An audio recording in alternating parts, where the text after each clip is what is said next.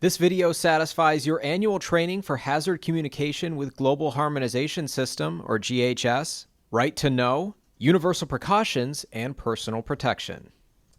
This training will cover the required topics of the Federal Hazard Communication Standard, the New York State Right to Know Law, the Federal Universal Precautions Training, and the Federal Personal Protective Equipment Requirement. Some of the topics include Hazard Communication Standard in GHS, the Hazard Communication Standard in New York State Right to Know Law, employee and employer rights and responsibilities, the basics of hazardous chemicals and toxicology, the product inventory and material safety data sheet, container labeling requirements, safe handling and emergency procedures, universal precautions, and district-specific information and resources. The intent of this program is to disclose to employees the potential for exposure to toxic substances. The result of this exposure may be immediate or acute, or may not be realized for many years or generations, or chronic. Employees have an inherent right to know about the known and suspected chemical hazards that may result from working with toxic substances, so they may make more knowledgeable and reasoned decisions with respect to any personal risks of their employment and the need for corrective action. Therefore, the intention of this hazard communication right to know training is to ensure that employees be given information concerning the nature of toxic substances with which they work and full information concerning the known and suspected health hazards of such toxic substances. You should know that your employer is committed to providing a safe work environment. This training will also cover universal precautions and personal protective equipment, or PPE. Your right to know became your right to understand with the Hazard Communication Standards adoption of the GHS classification and labeling of chemicals. According to the Occupational Safety and Health Administration, or OSHA, the GHS system benefits workers by reducing confusion about chemical hazards in the workplace, facilitating safety training, and improving understanding of hazards.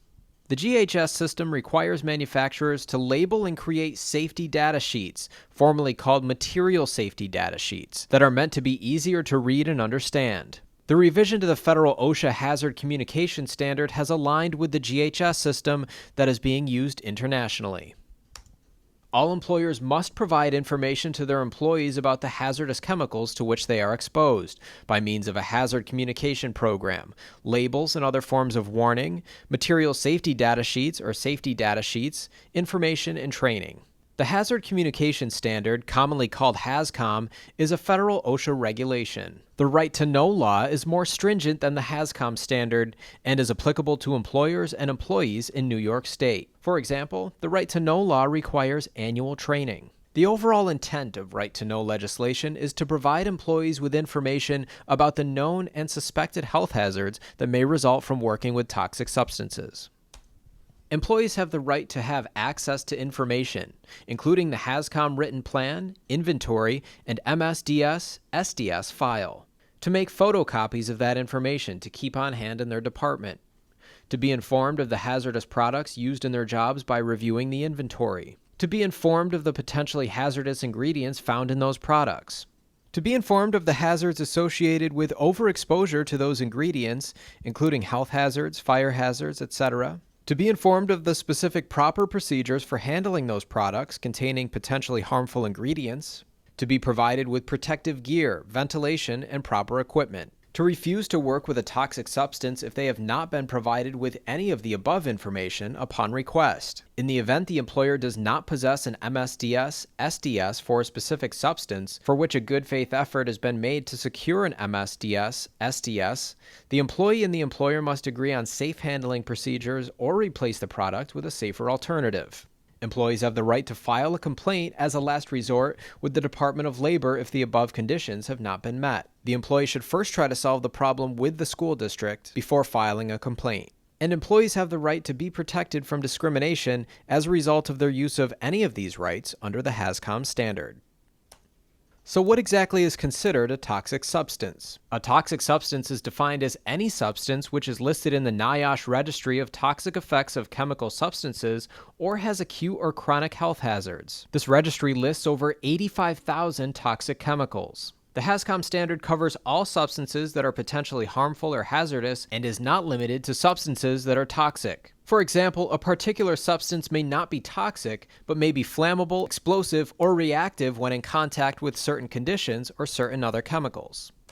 Hazardous substances may be airborne in the form of dust, smoke, vapor, fumes, mist, etc., in liquid form, or in solid form. Chemicals in liquid or solid form can often be released into the air when affected by certain conditions, or when they react with other chemicals. Some substances used in your workplace may be toxic. For the most part, those substances are found in small quantities. However, you should be aware of them and how to protect yourself. Some examples include solvent-based paints and paint removers, liquid correction fluid with a solvent base, liquids used in transportation, including antifreeze, brake fluid, and gasoline, science chemicals, including sulfuric acid and phosphorus, rubber cement and other glues, alcohol-based sanitation gel, substances used in food service such as oven cleaner and dishwasher detergent, and some art materials such as lead-based glazes and other heavy metal glazes. Chemicals with physical hazards are those which may threaten your physical safety and may pose one or more of the following hazardous effects. They can be explosive, flammable, they can be an oxidizer, liquid, solid, or gas, self-reactive, pyrophoric as a liquid or solid, self-heating, organic peroxide, corrosive to metal, gas under pressure, and in contact with water emitting flammable gas. Chemicals with health hazards are those which may threaten your personal health and may pose one of the following hazardous effects: acute toxicity, skin corrosion or irritation, serious eye damage or eye irritation, respiratory or skin sensitization, germ cell mutagenicity, carcinogenicity, reproductive toxicity, specific target organ toxicity from single or repeated exposure, or aspiration hazard. A simple asphyxiant is a substance or mixture that displaces oxygen in the air, causing oxygen deprivation in those who are exposed, leading to unconsciousness and death. Pyrophoric gas is a chemical in a gaseous state that will ignite spontaneously in air at a temperature of 130 degrees Fahrenheit or below. Any combustible material can burn rapidly when in a finely divided form. If such a dust is suspended in the air in the right concentration, it can become explosive. Hazards not otherwise classified. This means an adverse physical or health effect that does not meet the specified criteria for the other chemical hazard classes addressed in this section. A hazardous substance can come into contact with the body in several ways, including inhalation, skin or eye contact, ingestion, and injection. We call these routes of entry. Any airborne chemicals can enter the body by inhalation.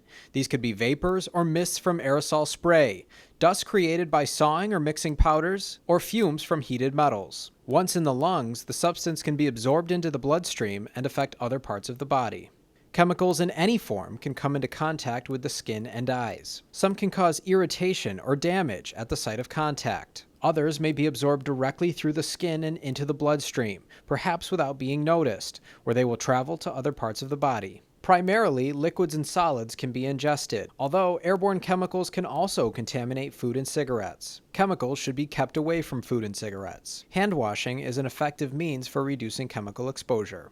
Injection may occur through the misuse of syringe needles, through accidents with broken glass or other sharp objects that have been contaminated with chemicals. Injections can also occur through high-pressure streams of liquids or gases. It is not a common route of entry.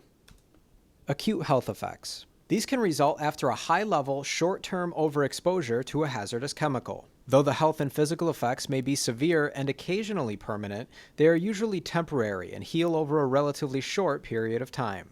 Chronic health effects. These can result from a relatively low-level, long-term overexposure to a hazardous chemical. The exposure is usually at such a low level that it is not apparent to the affected person. After a period of months, years, or decades of overexposure, the chronic effects manifest themselves in the form of a disease, cancer, or reproductive damage. So acute effects come from high-level, short-duration exposure, and the effects are often temporary. Chronic effects come from low-level, long-term exposure, and the effects are usually permanent. Target organ effects occur when a chemical primarily affects one organ or system. Some toxic effects are irreversible. Neurotoxins are chemicals which produce their primary toxic effects on the nervous system. Signs and symptoms include narcosis, behavioral changes, and decrease in motor functions. Examples of substances that affect the nervous system are mercury and carbon disulfide.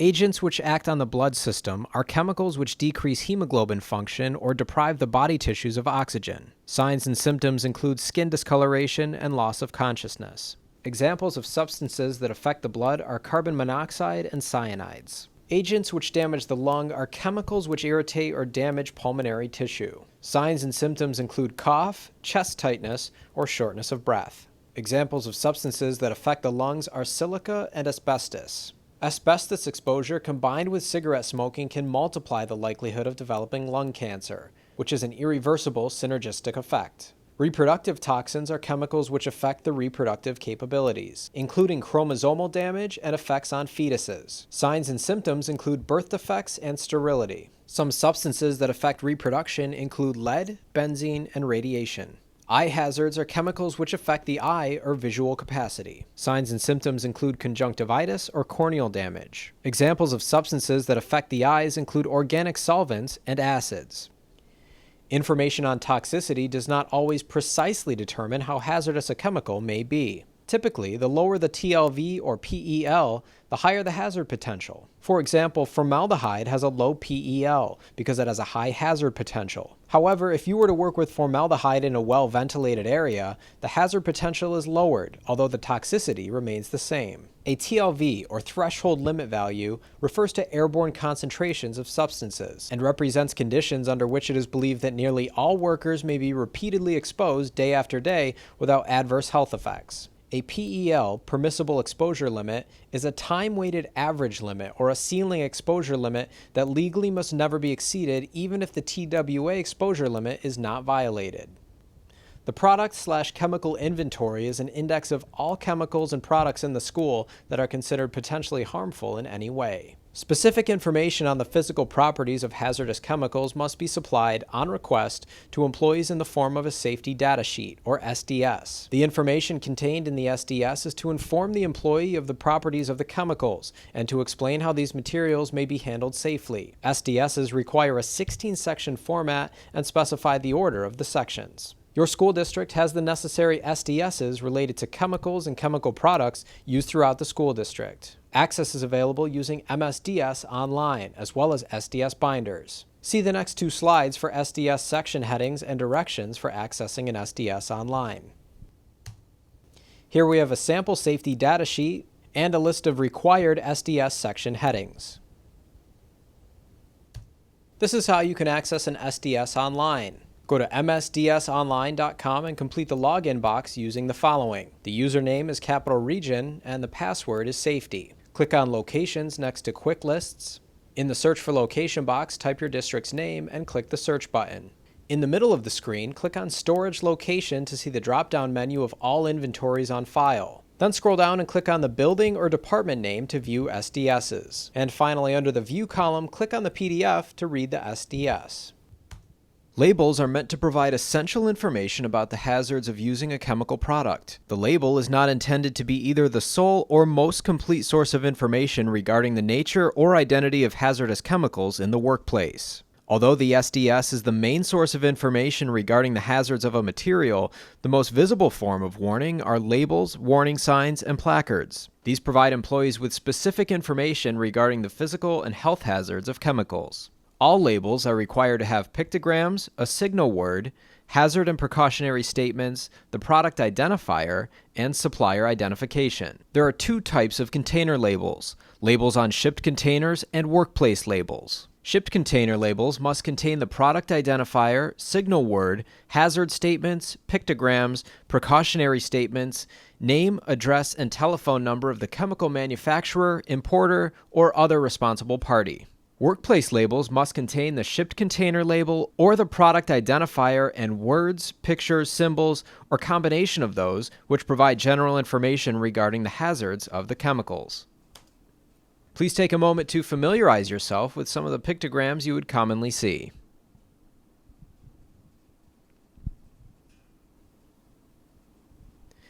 And here's an example of a shipped container label that you might see. Notice it lists the name of the chemical, barcode, precautionary statement, a pictogram, hazard information, note of caution, and information about the manufacturer or provider of the chemical. On the right is a sample workplace label. It includes a space to identify the product, chronic hazard indicator, acute health rating, flammability rating, reactivity rating, personal protective equipment, and some equipment codes. Now, there are a number of ways that you can safeguard your health and physical safety when using hazardous materials. These measures include product substitution. Select products that get the job done but are less toxic. Engineering controls, which are exhaust systems and wetting systems to control dust. Take part in safe work practices by using chemicals according to the directions and reading the label. Use personal protective equipment such as eye protection, gloves, aprons, and hearing protection according to the MSDS, SDS, and label.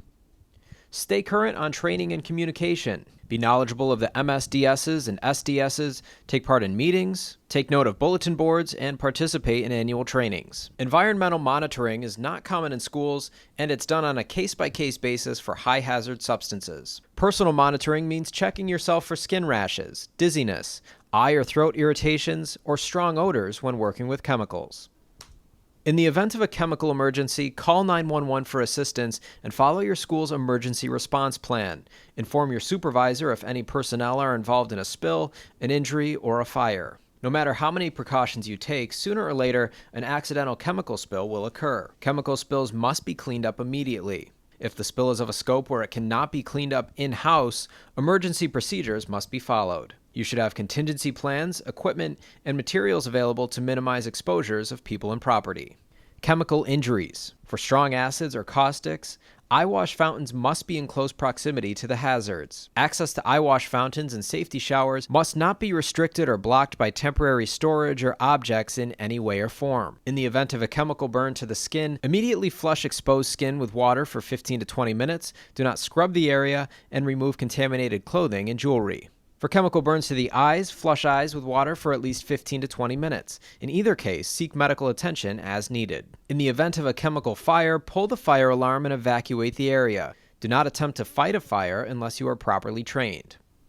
Universal precautions are hygiene procedures used for blood or other potentially infectious materials exposure. All tasks with a potential for exposure require the use of universal precautions to help eliminate or minimize the possibility of exposure. Whenever possible, encourage individuals to tend to their own injuries. When blood or OPIM are present or may be present, then anyone getting hands-on to help must follow universal precautions. To eliminate or minimize the possibility of exposure, always wear gloves, alert the custodial staff to the situation so contaminated surfaces can be cleaned and disinfected, carefully remove blood-contaminated gloves, dispose of waste in a plastic bag-lined trash receptacle, wash hands thoroughly, and report the incident to your supervisor or school nurse.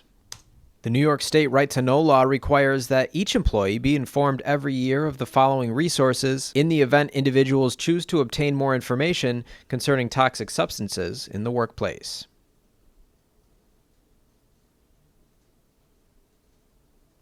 Our training materials were gathered from the sources seen here.